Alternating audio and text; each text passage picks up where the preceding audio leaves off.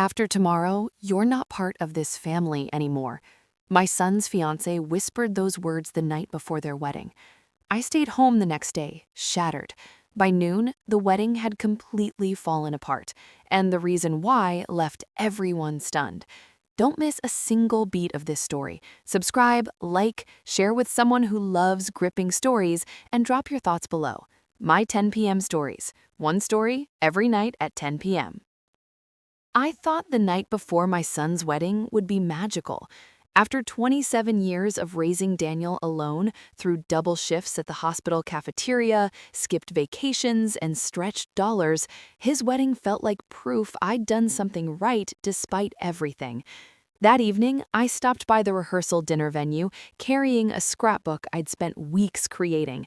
Every page documented Daniel's life: first steps, scraped knees, high school graduation, law school acceptance. I wanted Jessica, his bride-to-be, to see the love and sacrifice that shaped the man she was marrying. Jessica met me at the door, stunning as always. Perfect hair, perfect dress, perfect smile. But her eyes held something cold I'd never seen before. "Jessica," I said, holding out the scrapbook, "I made this for Daniel. I thought you two might enjoy looking through it tonight." She didn't even glance at it. Instead, she leaned close, her voice dropping to a whisper meant only to me.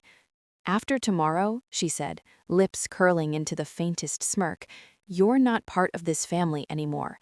The words hit like a physical blow. I blinked, certain I'd misheard. "Excuse me?" "You heard me." Her eyes glittered with something cruel. "You've done your part. You raised Daniel. Tomorrow, he will become my husband, my family. And you? You're just extra baggage. Don't embarrass yourself by clinging on." I stood frozen, clutching the scrapbook like it was the only thing keeping me upright. My throat burned, but no sound came out. Jessica tilted her head, almost amused by my silence. "Honestly, I've tolerated you long enough," she continued, her voice calm, matter-of-fact. "Daniel loves you, of course, but love makes people blind. I see you for what you really are, someone who doesn't belong in our future." She paused, letting the words sink in like poison. "So do us both a favor. Don't come tomorrow. Spare us all the drama." I should have said something, should have defended myself. Instead, I felt the weight of 27 years pressing down on me, years of loneliness, double shifts, pretending I wasn't exhausted so Daniel wouldn't see how hard life was without his father. And now this woman, who claimed to love him, was telling me I was disposable. She patted my arm like I was a child needing comfort. "Go home, Mrs. Miller. Sleep in. Tomorrow will be the best day of our lives, and we don't need you there to ruin it." I didn't remember leaving, didn't remember driving home. What I do remember is sitting on my bed that night, staring at Daniel's scrapbook, hands shaking so badly the pages nearly tore. Every picture was a memory of love, sacrifice, perseverance. And tomorrow I was supposed to pretend none of it mattered, that I didn't matter. Tears blurred my vision, but beneath the heartbreak, something else stirred. A cold, quiet anger. I whispered into the darkness, "If I'm not part of this family after tomorrow, then tomorrow I won't be there at all." The next morning, I woke up before sunrise. My body moved on autopilot, boiling water for coffee, laying out the pale blue dress I'd bought months ago, the one Daniel said looked beautiful on me. But Jessica's words kept echoing, "You're just extra baggage." I sat at my kitchen table staring at steam rising from my mug. My hands trembled, not from age, but from the weight of a decision I'd already made. I wasn't going. For the first time in 27 years, I was choosing myself over Daniel. Maybe it was selfish, maybe cowardly, but I couldn't bring myself to sit in that church pew, smiling politely while watching him vow his life to a woman who'd already erased me. I placed the scrapbook back in its box and slid it under my bed. He wouldn't see it today, might never see it. As morning light spilled through my window, my phone buzzed. Messages from relatives, friends, Daniel himself. "Mom, we're heading to the venue now. Can't wait to see you." "Where are you? Everyone's asking." "You're running late, aren't you? Typical." I turned the phone face down. Somewhere deep inside, a voice whispered, "You're making a mistake." But louder was Jessica's smirk, her dismissive tone, her cruel certainty that I was nothing. By 9 o'clock, the calls grew frantic. Daniel left a voicemail, voice tinged with panic. "Mom, where are you? Jessica says you weren't feeling well last night, but I know that's not true. Please, just call me back, please." I pressed the phone to my chest, heart aching. Every instinct screamed to call him, to rush to the church, to be there for the boy I'd raised through every storm. But I couldn't. Not this time. At 10 o'clock, my sister knocked on my door. She'd driven over in her bridesmaid's dress when she noticed my absence. "Bobby, what on earth are you doing?" she demanded, barging inside. "Everyone's looking for you. The ceremony starts in an hour."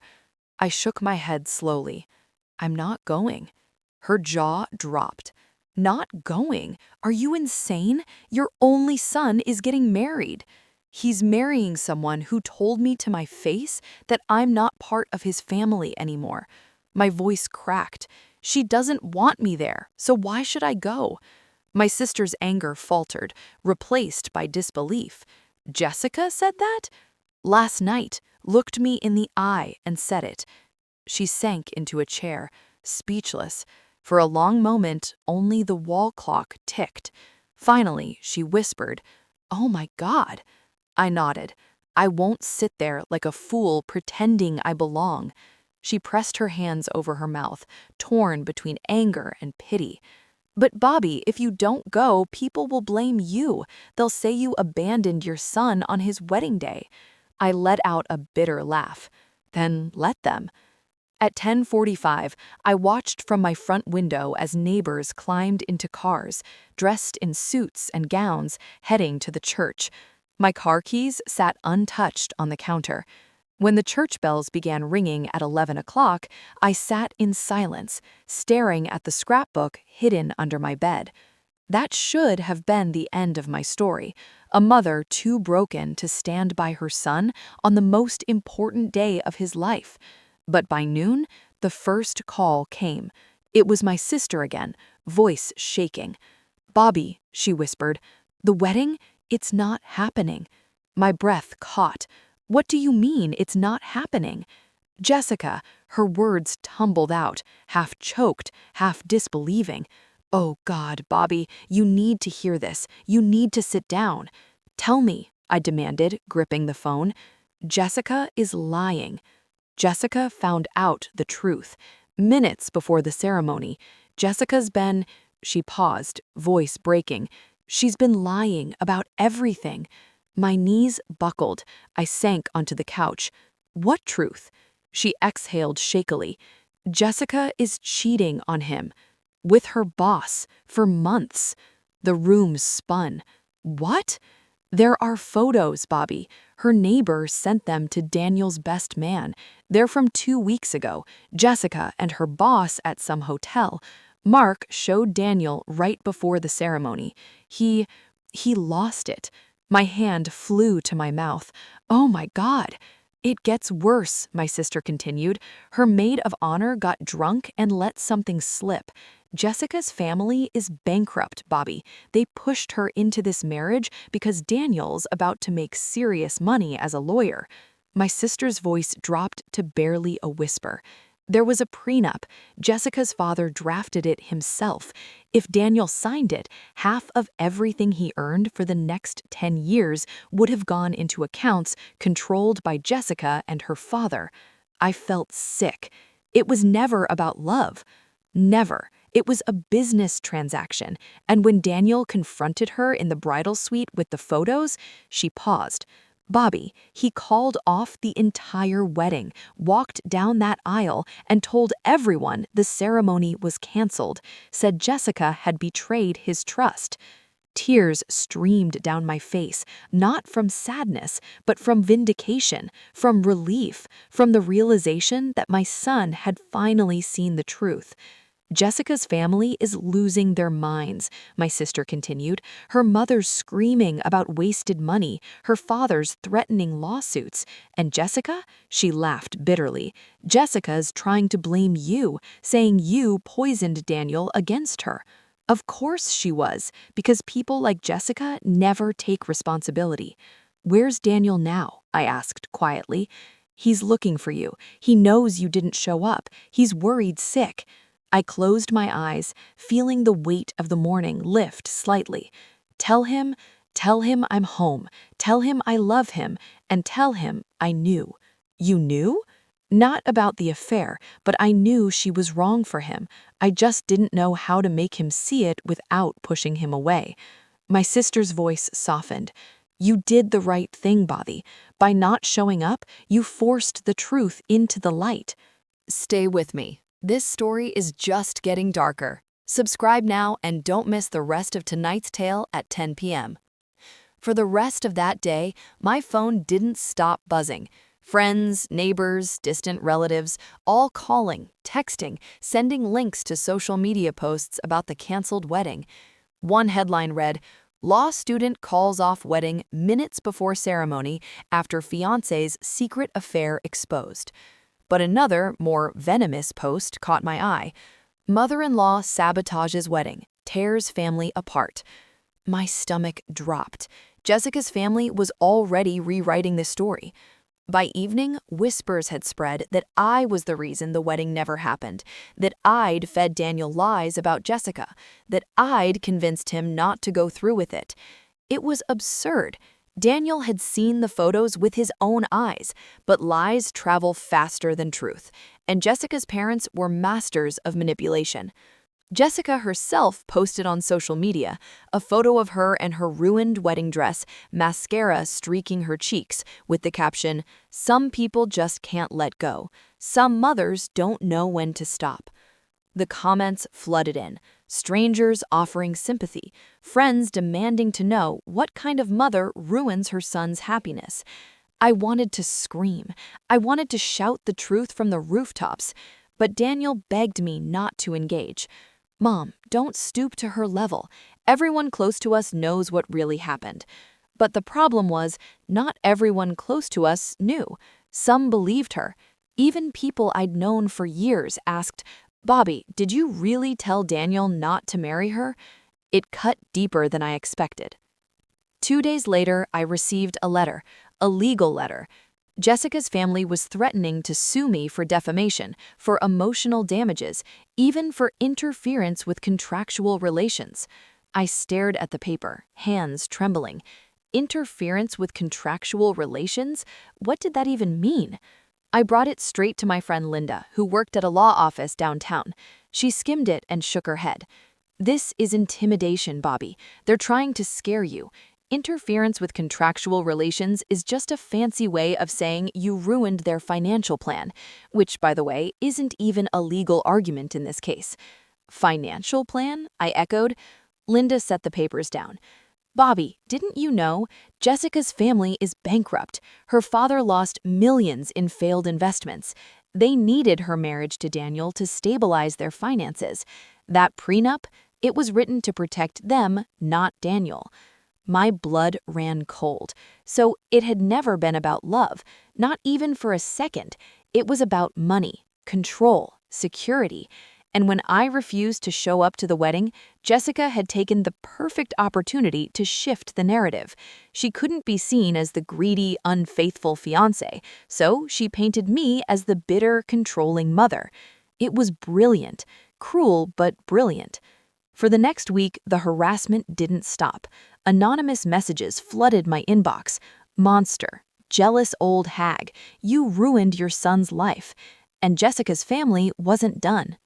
One afternoon, I came home to find Daniel sitting on my couch, face pale, holding a letter of his own. "They're threatening me too, Mom," he said quietly. "The father says if I don't publicly clear her name, he'll drag you into court. He'll ruin you financially." I sank into the chair across from him, heart pounding. "What did he say?" Daniel's jaw tightened. "I told him to go to hell." but I could see the worry in his eyes. He was fresh out of law school with student loans and a future just beginning. A lawsuit, even a frivolous one, could drain him before his career even started. "Mom," he whispered, "I don't know how much more of this I can take. They're relentless." I reached across the table and took his hand. For years, I had carried him through storms. Now he was trying to shield me. But this wasn't a storm we could weather with silence. No, this was war. That night, lying awake, I remembered something Jessica had said months earlier during one of her smug little tirades. "You don't understand, Mrs. Miller. In this world, perception is everything. People believe what they see." She was right. People believed her because she played the part well. Beautiful, heartbroken, the victim of a cruel mother-in-law. If perception was her weapon, then I would fight back with truth. Not quietly, not politely, but publicly. And I had just the ammunition I needed. I spent days collecting everything I could. Old emails, screenshots Daniel had saved, copies of the prenup Jessica's father had drafted, laced with clauses so predatory it looked more like a business acquisition than a marriage agreement. Linda connected me with a financial investigator. Within a week, we uncovered exactly what Jessica's family had been hiding, a string of bankruptcies, debts, and lawsuits stretching back nearly a decade. They hadn't wanted Jessica to marry Daniel for love. They'd wanted his career, his salary, his future, and the prenup was their golden ticket. Armed with this, I knew what I had to do. 2 weeks later, Jessica's family hosted a damage control dinner at a fancy hotel downtown. They invited Daniel, claiming it was to talk things over. He begged me not to come, didn't want me ambushed, but I knew if I didn't face them, they'd never stop. So I walked into that hotel ballroom wearing the pale blue dress I'd bought for the wedding, the dress I never got to wear. Jessica's parents sat at the head of the table, Jessica beside them in a sleek black dress, smile sharp as a blade. "Well," her father said smoothly, "look who decided to join us. Mrs. Miller, we were just discussing how to resolve this unfortunate misunderstanding." "Misunderstanding?" I repeated, voice steady. "You mean the affair or the fraud?" Jessica's smile faltered. "You're still clinging to lies." I set a thick folder on the table. "Then maybe you can explain these," I said calmly. "Financial records, bankruptcy filings, and this, your prenup, Clause 14, subsection 3, in the event of divorce within the first 5 years, 75% of Daniel Miller's income shall be transferred into accounts held jointly by Jessica Hayes and her father, Richard Hayes." Gasps rippled around the table. Even Daniel, who'd skimmed the document but never studied it in detail, turned pale. "You were planning to gut him," I said coldly. "You wanted his future earnings to bail out your family's failures." Jessica's father's face flushed crimson. "You have no right to—" "I have every right," I cut him off, "because you dragged my name through the mud. You painted me as a jealous, bitter woman. But now everyone will see the truth. You weren't marrying Daniel into your family. You were marrying his bank account." Jessica's eyes narrowed into slits. "You wouldn't dare make this public." I leaned forward, voice low but razor sharp. "Watch me." The confrontation spiraled into chaos. Jessica tried to insist the photos of her affair were fake, her father threatened lawsuits, her mother cried about family unity. But Daniel didn't flinch this time. He stood up, voice trembling but firm. "You lied to me. You lied about loving me, about wanting a life together. All you wanted was money." Jessica reached for his hand, voice suddenly soft, pleading. "Daniel, please. I made mistakes, yes, but it was you I wanted, not your money." But he shook his head. "If that were true, you wouldn't have tried to erase my mother. You wouldn't have told her she wasn't part of my family." The room went silent. Jessica froze. That night, I thought the confrontation would end with shouting, threats, broken promises. Instead, it ended with Daniel walking out of that hotel, my arm linked through his. Jessica followed, shouting after him, begging, sobbing, swearing it wasn't what it looked like. But for the first time, he didn't look back. "Mom," he whispered as we reached the parking lot, "I should have listened to you." I pulled him into my arms. "You see it now. That's all that matters." But Jessica's words echoed in my mind. "You wouldn't dare make this public." She was wrong. With Linda's help, I passed the prenup documents and financial records to a journalist who specialized in exposing financial scams. Within a week, the article went live, "Behind the Canceled Wedding: The Hayes Family's Financial Schemes Uncovered." The piece was damning. It detailed the bankruptcies, the predatory prenup, even hinted at the affair that sparked the wedding day collapse. For the first time, the world saw the story not from Jessica's tear-streaked Instagram posts, but from the perspective of cold, hard evidence. And suddenly, the tide turned. Comments flooded in, not against me, but against Jessica. So she wanted his paycheck, not her heart. That poor mother-in-law, can you imagine being told you're not family after raising your son alone? Jessica's a gold digger, plain and simple. The sympathy that had been denied me poured in like sunlight breaking through storm clouds. Daniel threw himself into his new job, determined to build a future on his own terms, and for the first time in months, he started to smile again. The real one. One night as we sat on the porch drinking tea, Daniel reached over and squeezed my hand. "Mom," he said softly, "I don't know how you stayed so strong. She nearly broke me." I looked at him, the boy I'd raised, now a man forged by fire. "Because I've been through worse, and because I knew one day you'd see her for who she was. It just took time." His eyes glistened. "You were always my family. Always. And you were always mine." Jessica's family tried to fight back, threatened more lawsuits, posted angry rebuttals on social media, but the evidence spoke for itself. Eventually, the noise died down. Jessica moved out of state. Her parents declared bankruptcy, and the gossip turned to other scandals, other stories. Daniel and I rebuilt what Jessica had tried to tear apart. Our bond, already strong, became unbreakable. He still asks me sometimes, "What if you'd gone to the wedding? What if you'd just ignored what she said?" And I always tell him the same thing. "Then you might have married her, signed that prenup, spent years trapped in a lie." By not showing up, I hadn't ruined his wedding.